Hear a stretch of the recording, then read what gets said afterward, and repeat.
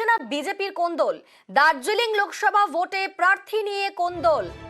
আমরা কয়েকদিন আগেই দেখিয়েছিলাম হর্ষবর্ধন শ্রীংলা, তাকে নিয়ে রীতিমতো অশান্তি সৃষ্টি হয়েছে। তবে এখনো পর্যন্ত ঠান্ডার মধ্যেও দার্জিলিং এর রাজনীতি গরম রয়েছে। লোকসভা ভোটে প্রার্থী নিয়ে কোন্দল। হর্ষবর্ধন শ্রীংলাকে নিয়ে বিরোধ গেরুয়া শিবিরের মধ্যেই। শিলিগুড়িতে শ্রীংলার প্রচার, আর সেই প্রচার নিয়ে কটাক্ষ করেছেন শঙ্কর ঘোষ। আমাদের সঙ্গে রয়েছেন প্রতিনিধি পার্থ। পার্থ, তোমার থেকে জানতে চাইবো পুরো বিষয়টি, যে কোথায় কোথায় কোন্দল, কি বিষয় নিয়ে অশান্তি?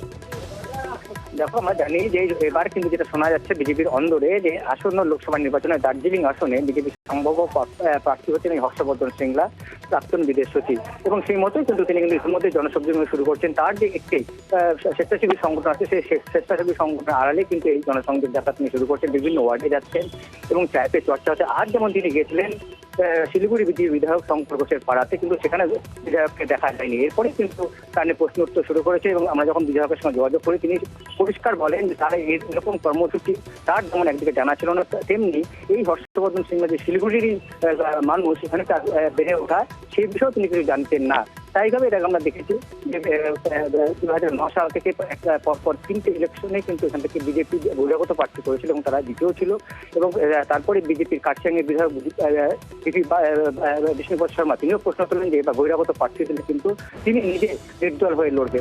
তাই এখানে একের পর এক এরকম গত 12 জানুয়ারি সেই সময় কিন্তু প্রশ্ন তুলেছেন শঙ্কর। কিন্তু আজ স্পষ্টত তার পাড়াতে গিয়ে যেখানে হর্ষবর্ধন শ্রীংলা জনসংযোগ যাত্রা করলেন, সাধারণ মানুষের সঙ্গে হাত মেলালেন, চায়ে চর্চা করলেন, সেখানে ঘর হাজির খোদ বিজেপির বিধায়ক। এবং তিনি এই বিষয়ে কিছু জানতেন না বলে কিন্তু তিনি আমাদের স্পষ্টত জানিয়েছেন স্বাভাবিকভাবেই এই প্রার্থী নিয়ে লোকসভা নির্বাচনের আগে দার্জিলিং আসলে প্রার্থী নিয়ে বিজেপির অন্দরে ক্ষোভ কিন্তু ক্রমশ জমছে একেবারে। এবং হর্ষবর্ধন শ্রীংলা তিনি কি বলছেন, তার বক্তব্য শোনাবো। सर, इधर का लोग तो बोल रहा है कि राजनीति में आप लोग आ रहा है, क्या बोला?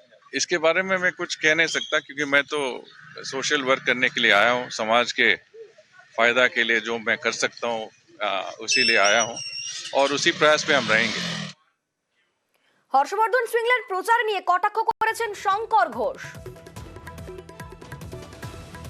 সমাজ সেবা করছেন বলছেন, কিন্তু এত বছর উনি এত বড় পদে ছিলেন, কোনোদিন আমরা ওনার কথা শুনিনি। আমরা শিলিগুড়িতে বড় হয়ে উঠেছি। তবে কেউ যদি জনসেবা করে সেটা ভালো, উনি জনসেবা করছেন। আর উনি জনসেবার পেছনে অন্য কোনো কারণ আছে কি না, বা ওনার সাথে যারা ঘুরতে যাচ্ছেন তারা ওনার ভবিষ্যৎ কি সেটা হয়তো জানেন, আমি জানি না।